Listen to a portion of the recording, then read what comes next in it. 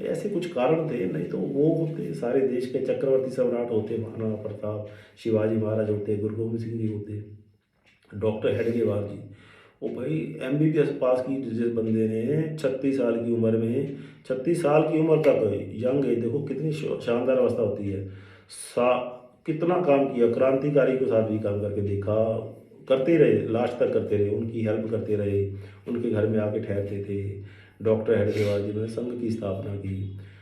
वो कांग्रेस में भी उन्होंने काम किया, क्योंकि कांग्रेस उस टाइम कोई ऐसी पॉलिटिकल पार्टी नहीं थी, एक राष्ट्रीय मंच था जो अहिंसक तरीके से लोगों को प्रेरणा देते हुए, लोगों को साथ जोड़ते हुए एक राष्ट्रीय आंदोलन था। तो उसके नागपुर के, फिर पूरे महाराष्ट्र के वो जो है वो बने थे, अध्यक्ष बने थे। तो वो रहते तो कांग्रेस के पूरे देश के बन सकते थे, क्योंकि जितना व्यवस्था का कौशल्य उनमें था उस टाइम किसी के पास नहीं था। जब उनको लगा कि नहीं ये, क्योंकि डॉक्टर थे ना, जब डायग्नोज किया कि देश में पहले तो कारण क्या है कि हम गुलाम के हुए, जब 25-30 हज़ार अंग्रेज हमारे ऊपर 30 करोड़ लोगों के ऊपर राज्य कर रहे हैं, तो कारण क्या है भाई?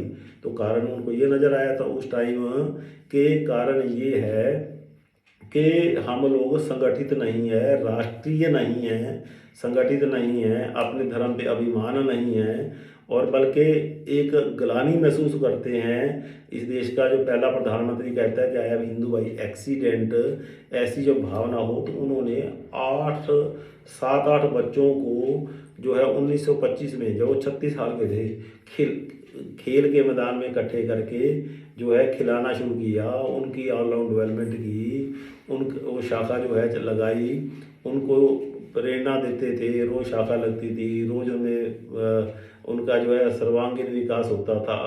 फिर उनमें ऐसा करते करते करते करते 15 साल उन्होंने अपनी ज़िंदगी का लगा के, खून का आखिरी कतरा तक लगा के, और 51 साल की एज में जब वो गए थे, तो 51 साल की एज में तो एक 8 9 बच्चों से शुरू करते और नौजवानों तक लेके आते, एक राष्ट्रीय स्वयंसेवक संघ को अखिल भारतीय स्वरूप दे दिया था 51 में, 51 में, जब 51 के थे, 1940 तक। कमाल का उनका व्यक्तित्व था। ऐसे शानदार जो है, मतलब ये उनकी हम उदाहरण ले लेते हैं। कुछ उदाहरण में ऐसे ली हैं कि कुछ लोगों ने जो है, मतलब कैसे अपना, मतलब जिनका मतलब जिनमें पर्याप्त ऊर्जा थी, ऐसे राष्ट्रीय जो राष्ट्र जो हमारे पुरुष थे, जो प्रातः स्मरणीय है, ऐसे बहुत हैं। उनकी उदाहरण अगर शुरू करें और ज़्यादा, तो शायद अभी 1 घंटा 2 घंटे 4 घंटे भी लग जाएं। तो ये सारा है। तो ये है कि अ, परमात्मा ने, भगवान ने हर एक व्यक्ति को 15 20 25 साल का जो है ना एक सुअवसर दिया है नौजवान होने का। अगर हम इस 15 20 साल के जो जो ये समय है, इसका सदुपयोग करते हैं, जैसे मैंने पहले कहा, उस इस जो है गोल्डन पीरियड में हम अपना शारीरिक, बौद्धिक, मानसिक विकास करते हैं, यानी कि सर्वांगीण विकास करते हैं, आत्मिक विकास भी करते हैं, आध्यात्मिक विकास भी करते हैं। भाई इससे कम क्या फ़ायदा गया है? अगर हम सिर्फ पैसे कमाने के लिए पैदा हुए हैं, अगर 2-3 बच्चे पैदा, शादी करके 2-3 बच्चे पैदा करने के लिए पैदा हुए हैं, तो कोई फ़ायदा नहीं है। एक युवा जिसके चेहरे पे तेजस्विता होती है, ओजस्वी चेहरा जिसका होता है, जिसकी आंखों में चमक होती है, जिसकी चाल में तेजी होती है, और एक बूढ़ा जिसको आप कभी देखें, किसी बूढ़े को, चेहरा निस्तेज, आंखों में कोई चमक नहीं, बुझी बुझी आंखें, अगर युवा 20 या 30 साल बाद वैसा बूढ़ा बनने के लिए आया है, तो ऐसे जीवन का कोई फायदा नहीं है। फिर तो मतलब जो हर एक व्यक्ति को ये इसका जो है सर्वांगीण विकास करने का हर एक युवा को अवसर मिला है, तो इसका हमें लाभ लेना चाहिए।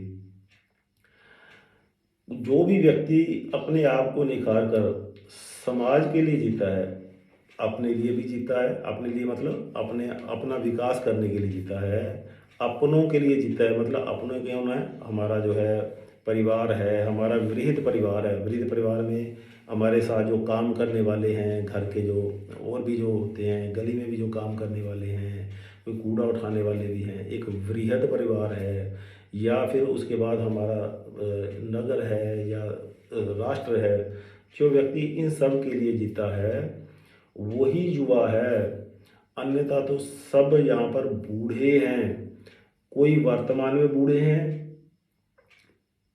चाहे वो युवा ही है देखने में, ठीक है, कोई वर्तमान में बूढ़े हैं तो कोई होने वाले बूढ़े हैं, अदरवाइज सब हम बूढ़े ही हैं। हम एक देख सकते हैं हमारे आसपास राष्ट्रीय स्वयंसेवक संघ के प्रचारकों का हम जीवन देख सकते हैं।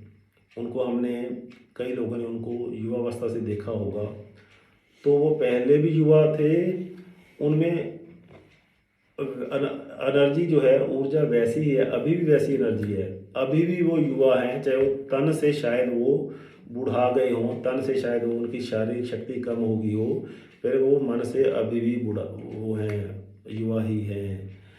एक मैं और उदाहरण, जो बढ़िया उदाहरण जो हम सबको प्रेरणा देगी, इस देश के ओजस्वी तेजस्वी जो है प्रधानमंत्री श्री नरेंद्र मोदी, जिन्होंने अपने आप को वैसे निखारा जैसे आज हम चर्चा कर रहे हैं, ऐसे ही निखारा था। वही कारण है कि आज उनका जो है एक, जिसको कहते हैं ना हैंगओवर, आजकल के बच्चे हैंगओवर की भाषा समझते हैं, वो अभी तक चला आ रहा है बिना रुके बिना थके। एक युवा की भांति, जैसे एक 30-35 साल का नौजवान होता है, ऐसे युवा की भांति वो राष्ट्र का नेतृत्व कर रहे हैं। मेरा जो है विषय अब यही समाप्त होता है। मैं समझता हूँ कि कुछ जो युवा, अगर कुछ नौजवान जो हैं, अगर वो ये चाहते हैं कि सर्वांगीण विकास कैसे हो सकता है, हम आज बातें की हैं, एक भूमिका बनाई गई है कि हमें ये शारीरिक विकास करना है, बौद्धिक मानसिक विकास करना है, तो कैसे करना है, क्या है इसका मतलब, क्या है ऊर्जावान होना, क्या है।